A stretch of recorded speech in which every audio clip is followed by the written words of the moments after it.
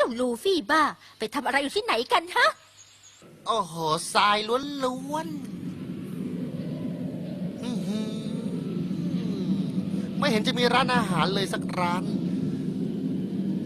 ว่าแต่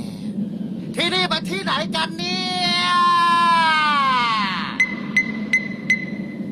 ช่วยไม่ได้ฮะคงจะต้องกลับไปทางเดิมก่อนละเฮ้ยกลิ่นควันเหรอแล้วที่อยู่ตรงควันนั่นก็คือจุ๋ยร้านอาหารจ๋าพี่มาแล้วจ้า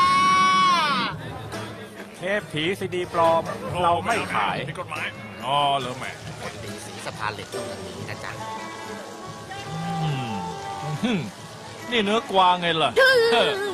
สมกับที่เป็นเมืองเก่าเมืองแก่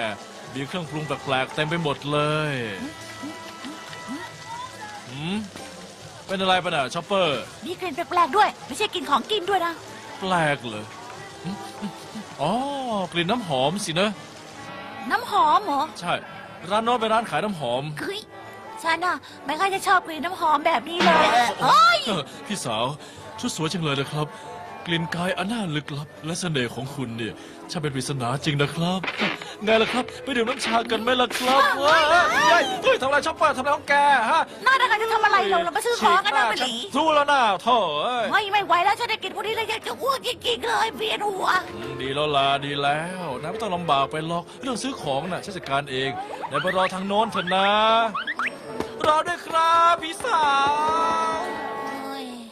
เราจะไหวไหมเนี่ย